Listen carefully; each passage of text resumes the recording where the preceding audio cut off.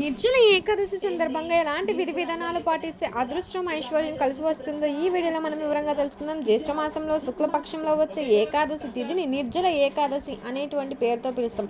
2025 సంవత్సరం జూన్ 6వ తేదీ నిర్జల ఏకాదశి వచ్చిందండి. 2025 జూన్ 6 శుక్రవారం రోజు నిర్జల ఏకాదశి వచ్చింది. ఈ నిర్జల ఏకాదశి ఉన్న గొప్పతనం ఏంటి అంటే, సంవత్సరంలో వచ్చి 24 ఏకాదశులు ఏకాదశి వ్రతం చేసినటువంటి ఫలితం రావాలి అంటే ఈ నిర్జల ఏకాదశి రోజున ఏకాదశి వ్రతం చేయాలి. అంటే పాలు పళ్ళు మాత్రమే స్వీకరిస్తూ ఉపవాసం ఉంటే దాన్ని ఏకాదశి వ్రతం అంటారు. అయితే నిర్జల ఏకాదశి అని పేరు ఎందుకు వచ్చిందండి అంటే, నీళ్లు కూడా స్వీకరించకుండా ఉపవాసం ఉండే ఏకాదశి కాబట్టి దీన్ని నిర్జల ఏకాదశి అంటారు. పురాణాలలో పాండవుల్లో భీముడు ఆ విధంగా ఉన్నాడు, చేశాడండి. నీళ్లు కూడా తీసుకోకుండా నిర్జల ఏకాదశి రోజు ఉపవాసం ఉన్నారు. అంటే మామూలుగా ఏకాదశి వ్రతం పేరుతో పాలు పళ్ళు స్వీకరించవచ్చు, అది విశేషమైనటువంటి ఫలితం ఇస్తుంది. ఇంకా అనంత ఫలితం రావాలి అంటే పాలు పళ్ళు కూడా స్వీకరించకుండా, కనీసం మంచినీళ్ళు కూడా స్వీకరించకుండా ఉపవాసం అయితే ఉండాలండి.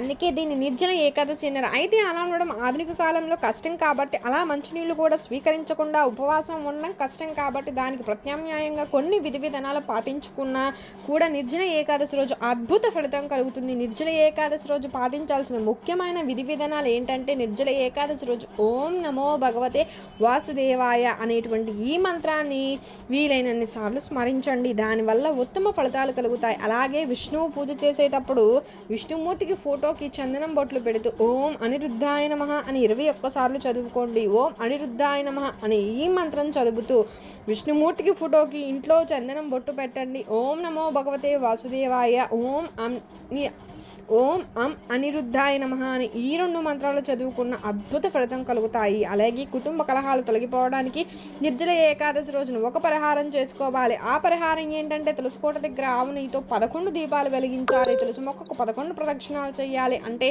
తులసికోట దగ్గర 11 మట్టి ప్రమిదలు పెట్టండి, వాటిలో ఆవు నెయ్యి పోసి దీపాలు వెలిగించండి. ఆ తర్వాత తులసి కోటకు 11 ప్రదక్షిణాలు చేయండి. ఈ పరిహారం నిర్జల ఏకాదశి రోజు చేస్తే క్రమక్రమంగా కుటుంబ కలహాలన్నీ తొలగిపోతాయి. అలాగే కష్టాలన్నీ తొలగిపోవాలి అంటే నిర్జల ఏకాదశి రోజున తీపి పదార్థం ఏదైనా సరే తయారు చేసి అందులో ఒక తులసి దళం వేసి విష్ణువుకు నైవేద్యంగా సమర్పించాలి. ఇలా చేస్తే మీకున్నటువంటి కష్టాలన్నీ తొలగింప చేసుకోవచ్చు.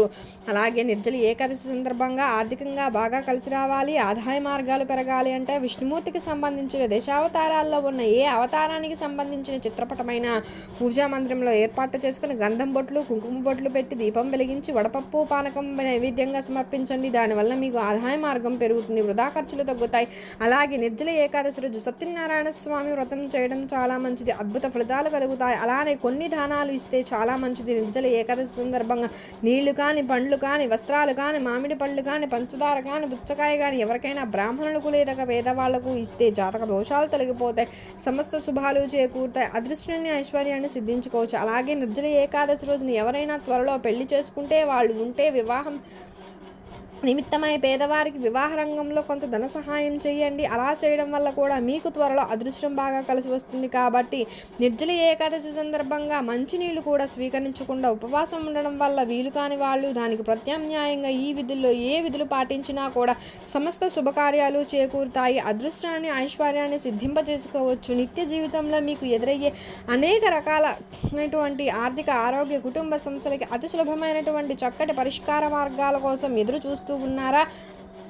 ఖచ్చితంగా అయితే ఈ పనులన్నీ చేసి చూడండి, ఖచ్చితంగా మీ జాతకంలో ఉన్నటువంటి దోషాలన్నీ తొలగిపోతాయండి. ఇదండి నిర్జల ఏకాదశి గురించి. ఇంకా మరిన్ని విషయాలు కూడా నిర్జల ఏకాదశి గురించి రాబోయే వీడియోస్లో తెలుసుకుందామండి. మీకు వీడియో నచ్చింది అనుకుంటున్నా. నచ్చితే లైక్ చేయండి, షేర్ చేయండి, సబ్స్క్రైబ్ చేయడం మర్చిపోకండి. కొత్తగా వాచ్ చేస్తున్నట్లయితే థ్యాంక్ యూ ఫర్